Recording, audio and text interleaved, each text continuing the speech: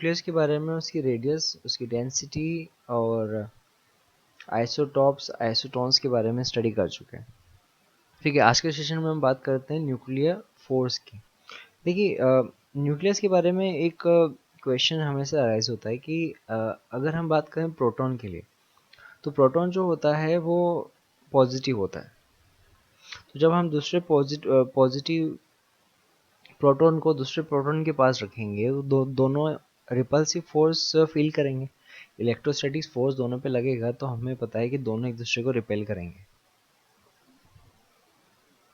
पर न्यूक्लियस के अंदर कई सारे प्रोटॉन्स जो होते हैं वो एक छोटे से रीजन 10⁻⁻15 इस रेडियस के रेंज में रहता है।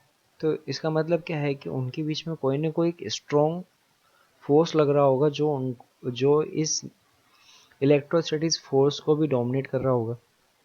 यहाँ पे ये फोर्स जो है ये है न्यूक्लियर फोर्स। यहाँ पर जो बात करते हैं न्यूक्लियस के अंदर न्यूक्लियॉन्स होते हैं, तो न्यूक्लियॉन्स के बीच में जो ये फोर्स होता है उसे हम बोलते हैं न्यूक्लियर फोर्स।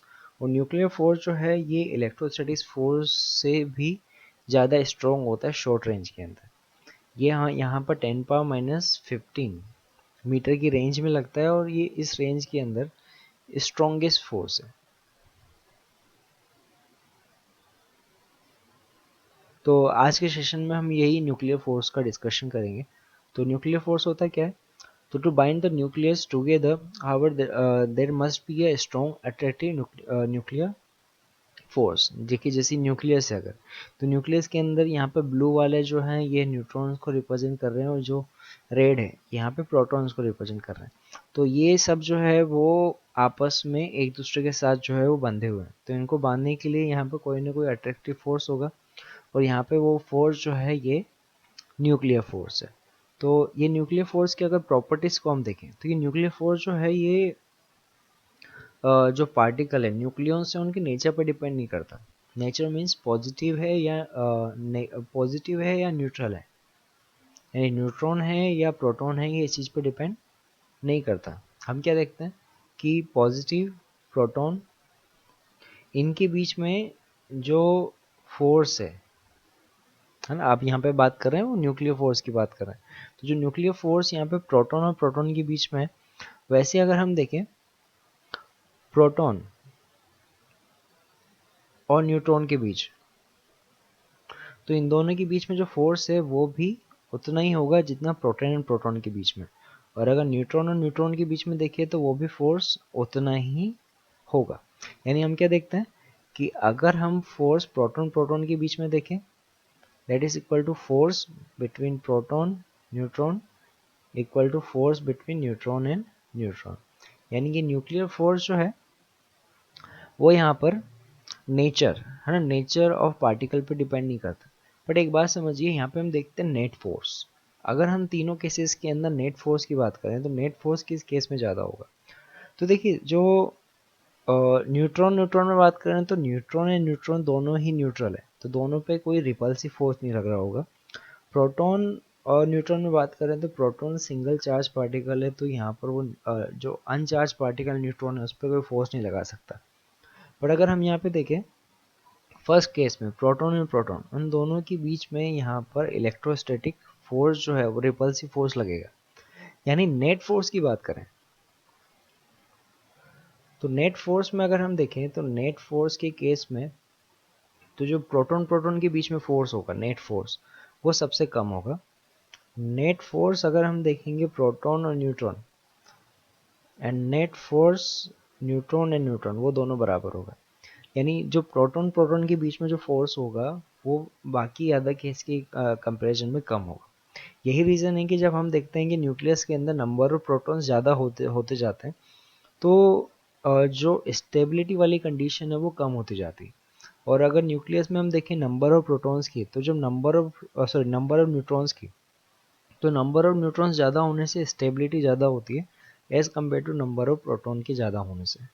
ठीक है, तो यहाँ पे हमें पॉइंट समझ में आया था न्यूक्लियर फोर्स का। नेक्स्ट पॉइंट देखते हैं कि ये कोई इनवर्स स्क्वायर लॉ को फॉलो नहीं करता।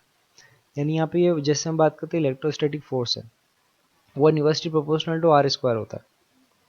यानी ये सेंट्रल फोर्स होता है बट अगर हम बात करें यहाँ पे न्यूक्लियर फोर्स की, तो न्यूक्लियर फोर्स जो है वो इनवर्स स्क्वायर लॉ को फॉलो नहीं करता, ना ही ये कोई सेंट्रल फोर्स है, ना ही कोई कंजर्वेटिव फोर्स है ना। न्यूक्लियर फोर्स जो है वो कंजर्वेटिव फोर्स नहीं है, ना ही ये कोई सेंट्रल फोर्स होता है, यानी यहाँ पर ये फोर्स की लाइन जो है वो सेंटर से नहीं जाती, ठीक है। और यहाँ पर नेक्स्ट पॉइंट है कि स्ट्रॉन्गेस्ट न्यूक्लियर फोर्स है जो शॉर्ट रेंज में होता है 10⁻⁻15 रेंज में, और जितने भी फोर्सेस हमने नेचर में देखे हैं उसमें से सबसे स्ट्रॉन्ग ये वाला फोर्स होगा। और न्यूक्लियस को स्टेबिलिटी की न्यूक्लियस की स्टेबिलिटी जब हम डिस्कस करते हैं तो उसमें हमारे पास नंबर ऑफ न्यूट्रॉन्स से नंबर ऑफ प्रोटॉन्स मैटर करता है। तो स्टेबिलिटी जो है उसको हम मेजर करते हैं नंबर ऑफ न्यूट्रॉन्स पर प्रोटॉन कितने हैं, मतलब न्यूट्रॉन अपन प्रोटॉन जो रेशियो है वो कितना है, उसके अकॉर्डिंग हम यहाँ पे न्यूक्लियस की स्टेबिलिटी देखते हैं। देखिए कैसे, जब हम यहाँ पे देखते हैं कि नंबर ऑफ न्यूट्रॉन्स और नंबर ऑफ प्रोटॉन्स जो है वो बराबर होता है, यानी हम बात करते हैं लाइटर लाइटर न्यूक्लियस की, तो उसमें हमारे पास जो न्यूक्लियर फोर्स होता है वो रिपल्सिव फोर्स को डोमिनेट करता है, यानी यहाँ पे इलेक्ट्रोस्टैटिक फोर्स जो है वो ज़्यादा नहीं होता। पर जब हम बात करते हैं हेवियर न्यूक्लियस की, यानी जहाँ पर नंबर ऑफ प्रोटॉन्स बढ़ रहे हैं, तो वहाँ पे हम क्या देखते हैं कि प्रोटॉन्स के बीच में जो रिपल्सिव फोर्स है वो ज़्यादा है, जो यहाँ पर न्यूक्लियस की अनस्टेबिलिटी को बताता है। तो हम क्या देखते हैं कि यहाँ पर न्यूक्लियस जो है वो अपनी स्टेबिलिटी को बढ़ाने के लिए नंबर ऑफ न्यूट्रॉन्स जो है वो बढ़ाता है, क्योंकि इससे क्या होता है, नंबर ऑफ न्यूट्रॉन्स ज़्यादा होने से जो इलेक्ट्रोस्टैटिक रिपल्सिव फोर्स है वो कम लगता है, ठीक है। तो हम क्या देखते हैं कि यहाँ पर नंबर ऑफ न्यूट्रॉन जो है और नंबर ऑफ प्रोटॉन जो है इनका रेशियो स्टेबिलिटी को रिप्रेजेंट करता है। तो इसी स्टेबिलिटी को हम यहाँ पे कर्व पे बताते हैं, जिससे हम बोलते हैं न्यूट्रॉन प्रोटॉन रेशियो कर्व। तो हम यहाँ पे क्या देखते हैं कि जब न्यूट्रॉन अपॉन प्रोटॉन इसका रेशियो जो है वो 1.6 से 1 के बीच में होता है, तो इस कंडीशन पे हम देखते हैं कि जो न्यूक्लियस होता है वो स्टेबल कंडीशन में हमने देखा है।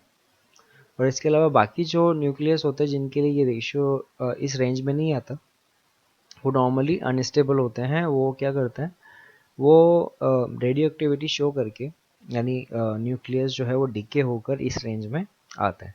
तो जैसे कि हम यहाँ पे डायग्राम में देख रहे हैं, ये जो बेल्ट दिख रही है हमें, ये बेल्ट जो है इसके अंदर ये स्टेबल, जो हमारे पास स्टेबल न्यूक्लियाई है वो इस बेल्ट के अंदर है। इसके अलावा जो यहाँ पर रीजन में देखिए, इस रीजन में देखें, तो यहाँ पर ये जो है वो अनस्टेबल है। ये वाली लाइन जो है, इस लाइन पे नंबर ऑफ प्रोटॉन और नंबर न्यूट्रॉन बराबर है, यानी नंबर ऑफ न्यूट्रॉन प्रोटॉन का जो रेशियो है वो यहाँ पर 1 मिलता है। तो जैसे कि हम देखते हैं ऑक्सीजन के लिए, तो नंबर ऑफ न्यूट्रॉन जो है वो 8 है, नंबर ऑफ प्रोटॉन जो है वो यहाँ पर 8 है, तो इनका रेशियो हम देख रहे हैं तो वो आ रहा है 1। वैसे इसके अलावा और भी देखिए हीलियम में, हाइड्रोजन में, बाकी सब में भी, तो इनका रेशियो जो है 1 आएगा। यानी स्टार्टिंग के जो लाइटर न्यूक्लिया हम देखते हैं उनका रेशियो 1 आता है, यानी वो स्टेबल होता है। इसके अलावा जैसे हम देखें Fe 26 56, तो नंबर ऑफ न्यूट्रॉन जो होंगे वो इसके अंदर होंगे 30, और जेड जो है वो है इसके अंदर 26, यानी न्यूट्रॉन टू प्रोटॉन रेशियो जो है वो आएगा 30/26, जिसकी वैल्यू आएगी 1.6, जो स्टेबल है, ठीक है। इसके अलावा और हम देखें, सॉरी 1.1। इसके अलावा जैसे हम देखें, हमने देखा था ट्राइट्रियम 3H1, तो इसमें नंबर ऑफ न्यूट्रॉन जो थे वो 2 थे और प्रोटॉन जो है वो 1 है, तो इसका रेशियो जो आएगा वो आएगा 2, यानी ये हमारे पास अनस्टेबल होता है। तो यहाँ पे न्यूट्रॉन टू प्रोटॉन रेशियो जो है वो हमें न्यूक्लियस की स्टेबिलिटी से रिलेटेड जो है वो एक डेटा देता है, ठीक है। तो हम यहाँ पर देखते हैं न्यूट्रॉन टू प्रोटॉन रेशियो।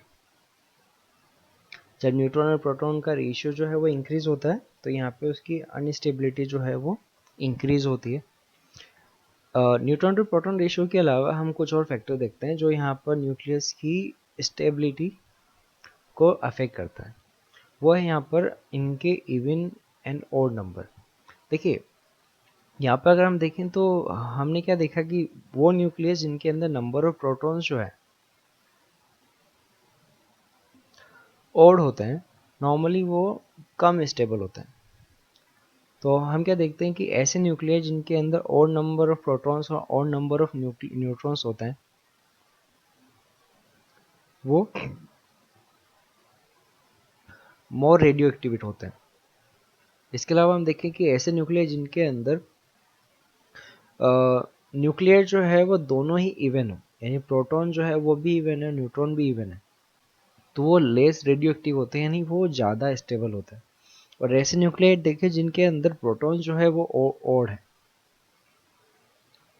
और न्यूट्रॉन जो है वो इवन है, तो वो इन दोनों के बीच की कंडीशन में होता है। तो यहाँ हमें क्या पता चलता है कि ऐसे न्यूक्लियर जिनमें हम देखते हैं कि और नंबर ऑफ प्रोटॉन्स होते हैं, उनकी स्टेबिलिटी जो है वो इवन नंबर ऑफ प्रोटॉन के केस में कंपैरिजन में ज़्यादा होती है।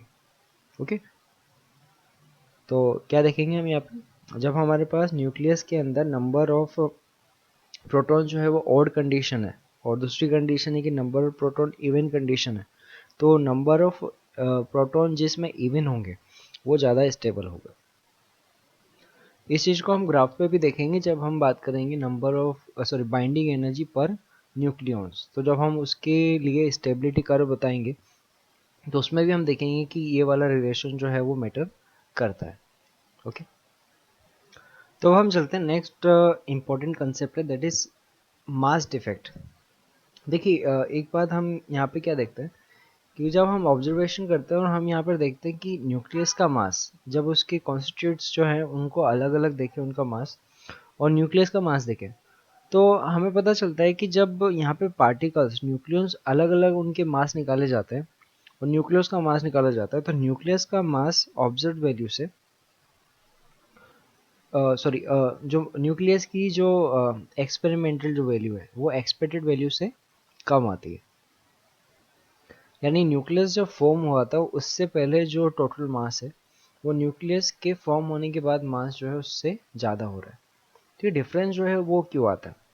जब हमारे पास इंडिविजुअल पार्टिकल्स थे तो ये वाला मास जो है वो हमें ज़्यादा मिल रहा है, और जब ये फॉर्म कर लेते हैं न्यूक्लियस को तब इनका मास कम हो जाता है। तो क्वेश्चन ये कि इन दोनों का जो मास डिफरेंस है वो कहाँ गया? तो एक्चुअल में हम यहाँ पे कंसेप्ट जो है हम बताते हैं वो क्या बताते हैं कि जब न्यूक्लियस जो है वो फॉर्म होता है, यानी जो न्यूक्लियस होता है, न्यूक्लियस फॉर्म करने के लिए क्या करते हैं, वो अपने मास का सेक्रीफाइस करते हैं, वो अपने मास को एनर्जी में कन्वर्ट कर देते हैं जो उसकी बाइंडिंग एनर्जी होती है। यानी इनका जो मास का डिफरेंस है वो एनर्जी में कन्वर्ट हो चुका है जो उस न्यूक्लियस को फॉर्म करने के लिए खर्च हुआ होगा, और ये जो मास डिफरेंस होता है उसे हम बोलते हैं मास डिफेक्ट। तो हम यहाँ पे मास डिफेक्ट क्या बोलेंगे? तो अभी हमने क्या कहा, it has been observed that actual mass of nucleus is always less than sum of masses of proton and neutron in free state। यानी अगर हम देखें कि कोई भी हमारे पास कोई एलिमेंट है उसको हम लिखेंगे ए जेड, तो इसमें नंबर ऑफ न्यूट्रॉन होगा वो होगा ए माइनस जेड के बराबर। तो इसके अगर अलग अलग पार्टिकल की अगर हम मास देखें तो इसका एक्सपेक्टेड मास जो है वो कितना होगा, वो हम लिखेंगे mass sorry Z mass of proton plus A minus Z mass of neutron.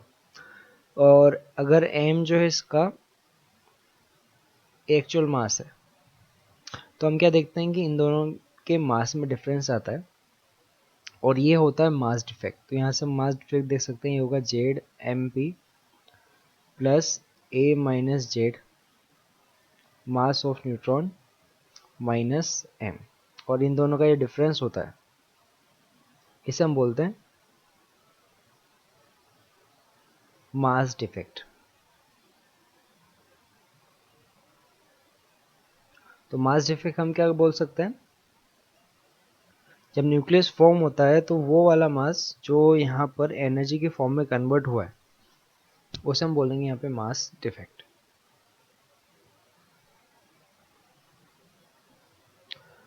तो देखते हैं इलस्ट्रेशन मास डिफेक्ट से रिलेटेड। जैसे हमें क्वेश्चन बोला है कंसिडर डिके ऑफ रेडियम, जिसमें उसका एटॉमिक मास नंबर दिया हुआ है, सॉरी उसका मास नंबर दिया हुआ है 226 atom into alpha particle and radon, जिसमें ए जो है वो 222 है। Then what is mass defect of reaction. यहाँ पे हमें बोला है मास ऑफ रेडियम एटम जो है वो है हमारे पास 226.0256 AMU। ठीक है, तो यहाँ पे ये तो उसका मास गिवन है। रेडन का मास जो है वो दिया हुआ 222.0715 AMU, और मास ऑफ हीलियम जो है वो गिवन है 4.0026 AMU। तो हमें पूछा है मास डिफेक्ट। तो देखिए यहाँ पे रिएक्शन जो है वो कैसी होगी, यहाँ पे होगा x का डीके जो हुआ है वो है y प्लस जेड में, यानी हम क्या देखेंगे यहाँ पे मास ऑफ x जो होगा that is less then mass of y plus mass of z। ठीक है, उसके जो कॉन्स्टिट्यूट्स की बात करते हैं तो यहाँ पे जो पार्टिकल्स जो हैं इंडिविजुअल कंडीशन में उनका मास ज़्यादा होता है as compare to bind condition पर। तो इन दोनों का जो डिफरेंस होगा वो मास डिफेक्ट के बराबर होगा, यानी डेल्टा m जो होगा that is my plus mz minus mx। ठीक है, देखिए नॉर्मली जो हम लिखते हैं कि mx minus my plus mz, तो उस कंडीशन में वैल्यू माइनस आएगी, जो माइनस जो है वो लॉस ऑफ मास को बताएगा। और नॉर्मली हम डिफरेंस निकालना चाहे तो हम x सॉरी y और z को ऐड करके x का माइनस भी कर सकते हैं। ठीक है, तो मास ऑफ y जो है वो है 222.015 सॉरी 0715 प्लस 4.0026 माइनस 226.0256। ठीक है, तो इन दोनों का जो डिफरेंस आ रहा है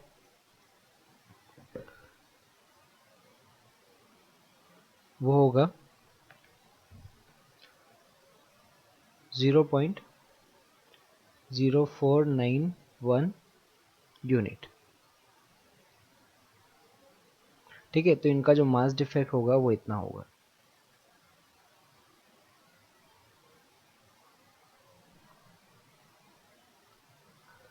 तो नेक्स्ट यहाँ पे कंसेप्ट है that is binding energy. It is defined as energy release during formation nucleus as a result of disappearing of mass. जैसे कि अभी हमने कहा था कि जब न्यूक्लियस फॉर्म होता है तो न्यूक्लियॉन्स जो हैं वो अपना कुछ मास सेक्रीफाइस करते हैं और वो एनर्जी में कन्वर्ट हो जाता है। तो वही एनर्जी जो है उसे हम बोलते हैं बाइंडिंग एनर्जी, जो उस न्यूक्लियस को न्यूक्लियस के फॉर्मेशन में वहाँ पर यूज़ हो रखी है, जो उस न्यूक्लियस को फॉर्म करती है। तो हम इसको डिफाइन कर सकते हैं, it is a minimum energy required to break the nucleus into constitute of particles. Means वो एनर्जी जो है उसने उस न्यूक्लियस को बांधा हुआ है वो है नेगेटिव एनर्जी। अगर उतनी ही पॉजिटिव एनर्जी हम न्यूक्लियस को दे दे तो होगा क्या, न्यूक्लियस जो है वो अपने जो पार्ट्स है कॉन्स्टिट्यूट्स है उनके अंदर कन्वर्ट हो जाएगा। इसके अलावा इसको हम ये भी बोल सकते हैं amount of energy released during formation of nucleus by constituent particle and bringing them from infinite separation। मतलब अगर हम अज्यूम करें कि हम जो वो पार्टिकल्स हैं उनको इन्फाइनाइट से लाकर उस किसी पॉइंट पर उनका न्यूक्लियस का फॉर्मेशन कर रहे हैं, तो उसमें जो हमने वर्क डन किया है वो अमाउंट ऑफ एनर्जी जो है वो बाइंडिंग एनर्जी के बराबर होता है। तो जो बाइंडिंग एनर्जी का रिलेशन है वो हम मास डिफेक्ट से फाइंड कर सकते हैं।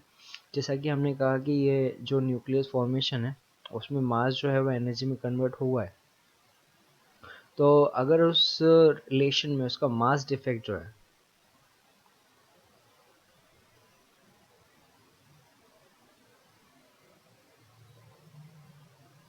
वो अगर डेल्टा एम है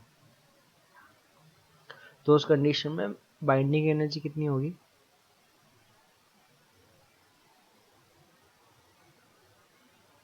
वो होगी डेल्टा एम इंटू सी स्क्वायर। इतनी एनर्जी जो है वो बाइंडिंग एनर्जी होगी।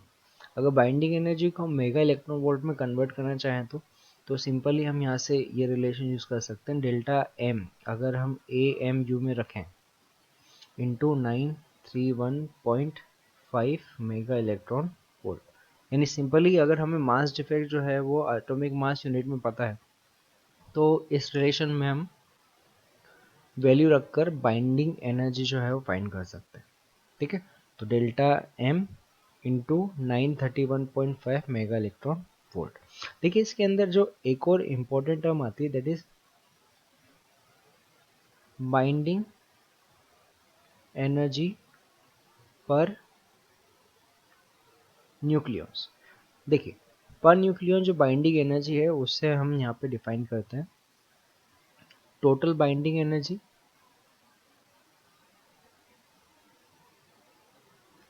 Upon number of nucleons. तो बाइंडिंग एनर्जी पर न्यूक्लियन जो है that is important term for stability of nucleus, यानी जितनी ज़्यादा बाइंडिंग एनर्जी पर न्यूक्लियन होगी न्यूक्लियस की स्टेबिलिटी जो है वो उतनी ज़्यादा होगी। ठीक है, तो इस चीज़ को हम आगे और डिस्कस करेंगे। तो याद रखिएगा बाइंडिंग एनर्जी पर न्यूक्लियन जो है वो हमें यहाँ पर बताती है कि जो न्यूक्लियस है वो कितना ज़्यादा स्टेबल है। देखिए अगर हम बात करें न्यूक्लियस के लिए तो हेवियर न्यूक्लियस जो है उनकी बाइंडिंग एनर्जी जो है वो ज़्यादा ही होती। तो बाइंडिंग एनर्जी ज़्यादा होने का मतलब ये नहीं हुआ कि जो न्यूक्लियस है वो स्टेबल होगा, पर बाइंडिंग एनर्जी पर न्यूक्लियन ज़्यादा होने का मतलब हुआ कि न्यूक्लियस जो है वो ज़्यादा स्टेबल है और बाइंडिंग एनर्जी पर न्यूक्लियन कम होने का मतलब है कि न्यूक्लियस जो है वो अनस्टेबल है। अब इसमें कोई लाइटर जो है लाइटर न्यूक्लियस वो भी हो सकता है और हेवियर न्यूक्लियस वो भी हो सकता है। तो स्टेबिलिटी के लिए हमें बाइंडिंग एनर्जी पर न्यूक्लियन देखना होता है। ओके, तो अभी जो हमने रिलेशन देखा उसको हम रिलेशन में यूज़ करते हैं। यहाँ पे हमें बोला है if mass equivalent of one mass of proton is completely converted into energy then determine the energy produce. तो देखिए हमने देखा था कि मास ऑफ प्रोटॉन जो था एएमयू के अंदर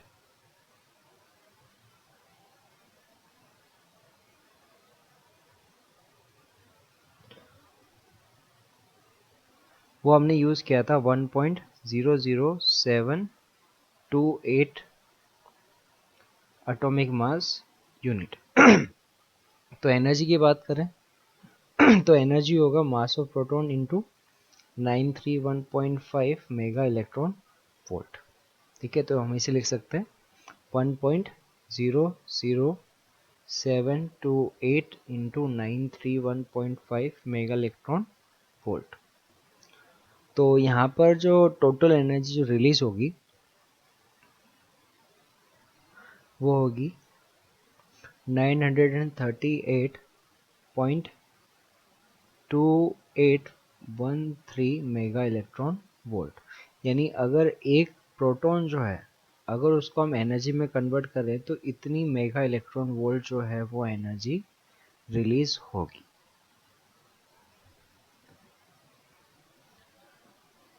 देखिए नेक्स्ट रिलेशन इसमें हम समझेंगे कि जो बाइंडिंग एनर्जी है और बाइंडिंग एनर्जी पर न्यूक्लियन है और जो मास डिफेक्ट है उनमें रिलेशन क्या है।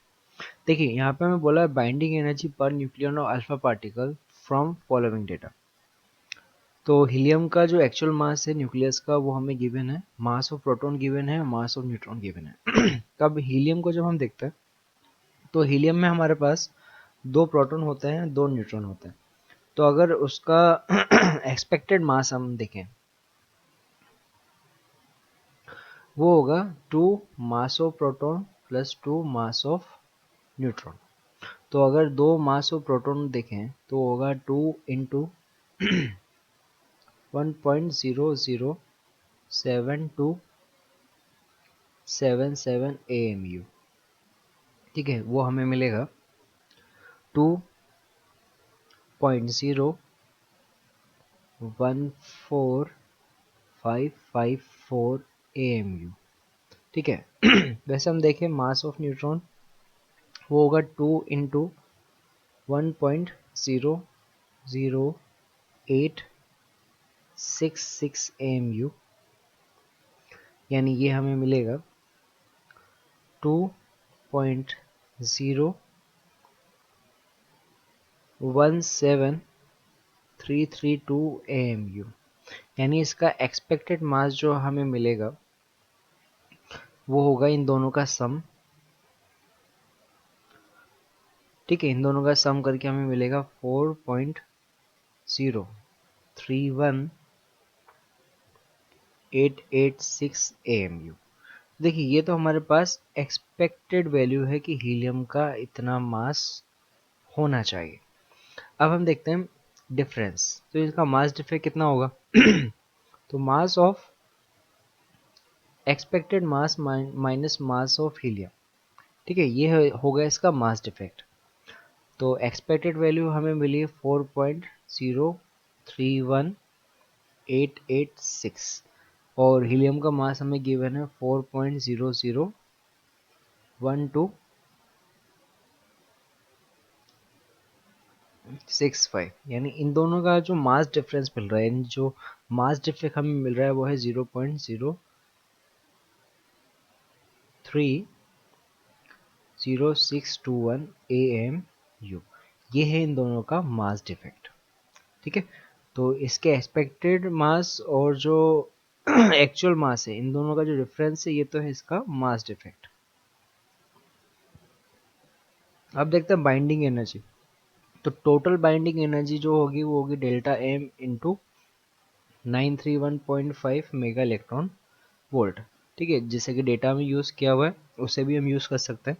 तो इस रिलेशन को जब हम यूज़ करेंगे तो हमें टोटल बाइंडिंग एनर्जी मिलेगी। देखिए टोटल बाइंडिंग एनर्जी कितनी होगी यहाँ पे 0.030621 इंटू 931.4812 मेगा इलेक्ट्रॉन वोल्ट। ठीक है, तो हमें टोटल बाइंडिंग एनर्जी जो है इस केस के लिए वो मिलेगी 28.5221 मेगा इलेक्ट्रॉन वोल्ट। देखिए ये जो रिलेशन हमें मिला है ये है टोटल बाइंडिंग एनर्जी, यानी न्यूक्लियस के लिए टोटल बाइंडिंग एनर्जी है वो इतनी है। अब नेक्स्ट चीज हम बोल रहे थे बाइंडिंग एनर्जी पर न्यूक्लियन। तो अब देखिए यहाँ पर जो हीलियम है उसके अंदर टोटल नंबर ऑफ न्यूक्लियन कितने हैं 4, यानी यहाँ पे बाइंडिंग एनर्जी अपन 4 जो है ये होगी बाइंडिंग एनर्जी पर न्यूक्लियन, यानी 28.5221 अपॉन 4, यानी ये हमें मिलेगा 7.130525 मेगा इलेक्ट्रॉन वोल्ट। ये है बाइंडिंग एनर्जी पर न्यूक्लियन। ठीक है, तो बाइंडिंग एनर्जी पर न्यूक्लियन जितनी ज़्यादा होगी उसकी स्टेबिलिटी उतनी ज़्यादा होगी। इसको हम देखते हैं आगे बाइंडिंग एनर्जी और जेड में जो ग्राफ है उसमें।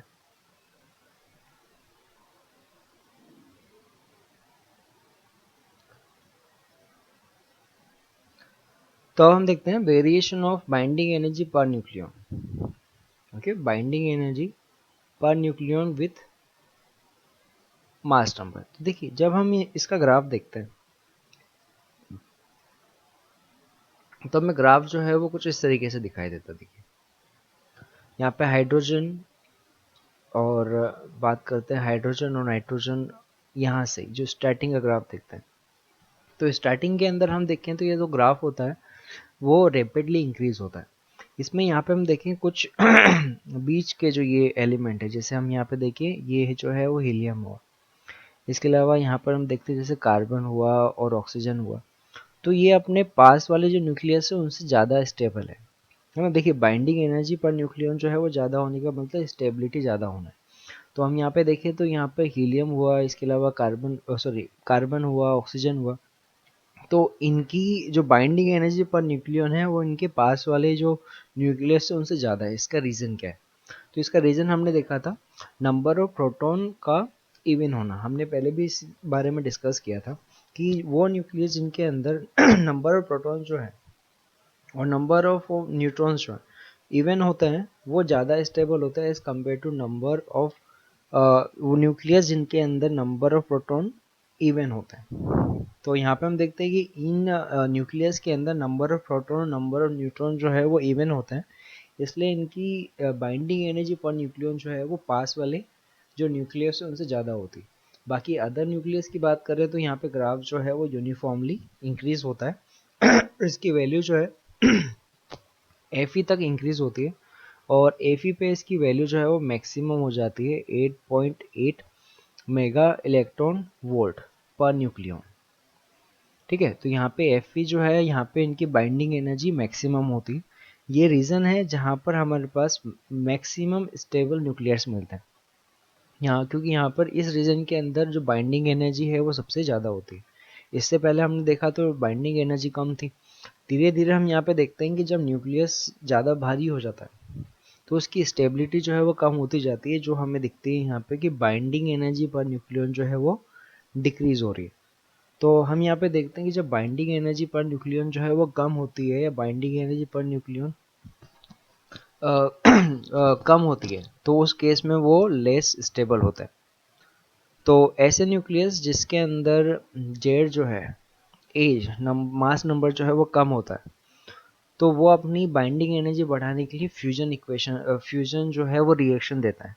और ऐसे न्यूक्लियस जो भारी होता है, जिनमें मास नंबर ज़्यादा होता है, वो अपनी बाइंडिंग एनर्जी पर न्यूक्लियन बढ़ाने के लिए क्या करते हैं, वो पार्ट्स में डिवाइड हो जाते हैं, वो न्यूक्लियर फ्यूजन इक्वेशन रिएक्शन जो है वो देते हैं। तो अब इसकी प्रॉपर्टीज अगर हम देखें तो binding energy per nucleon first increase on average and rich maximum about 8.7 mega electron volt for 50 to 80 for still heavy nuclear. The binding energy per nucleus slowly decrease as A increases. Binding energy per nucleon is maximum for Fe, जिसकी value 8.8 mega electron volt होती है.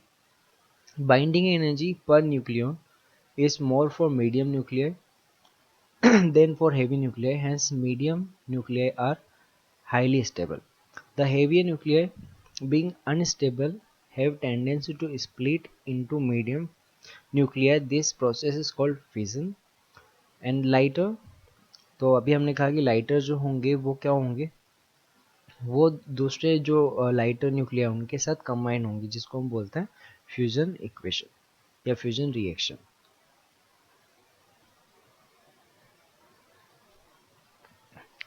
तो देखते हैं illustration. हमें यहाँ पे बोला है to deuterons undergo nuclear fusion to form helium nucleus. Energy released in this process is, यहाँ पे मैं बोला binding energy per nucleon for deuterium is 1.1 mega electron volt and for helium 7 mega electron volt. ठीक है, तो exam में question जो आते हैं उनके अंदर इस तरीके से डेटा गिवन होता है।